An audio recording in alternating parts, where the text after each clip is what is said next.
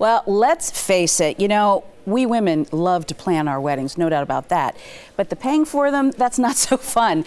In this economy, it's a little bit of a challenge to save up for an extravagant affair. But Marla Ferreira, Senior Vice President of Planning and Development at Dade County Federal Credit Union, is here to help us get on the right track for all of you brides and grooms-to-be to get financially fit for the big day. And gone are the days, I suppose, where daddy pays for everything, right? That's right. Because we're getting a little older, and it's sometimes it's split up, but sometimes it isn't. So at what point should you start saving for your wedding? You should start saving immediately after you become engaged. After the excitement of getting engaged wears off, it's the best to start a separate savings account specifically for the big event.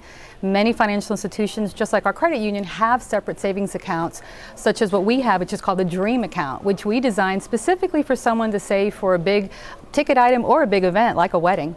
That's a great idea. You know what I think is even a bigger issue than saving for the wedding is, let's talk about the marriage. It's so important for men and women, even before they get engaged, to sit down and talk about their values, who's going to pay for what, what's going to be divided, and then some wait until after the ceremony and it's too late because you're so diverse. Absolutely. It's really recommended because a lot of times you're coming into the marriage with two incomes, which is great, but that also brings in some additional expenses. So it's really great to sit down as a couple and prepare a budget that will work for both of you. And that can be something as easy, besides doing the actual budget, as getting a credit card jointly.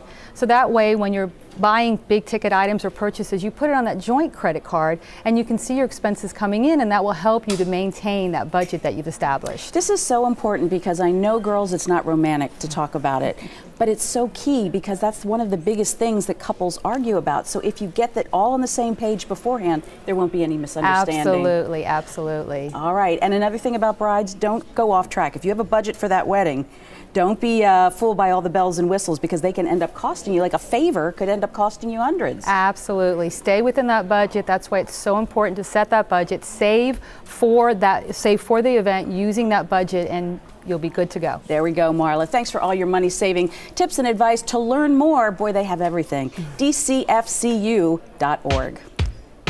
This Live Miami Wedding Week segment was sponsored by Dade County Federal Credit Union.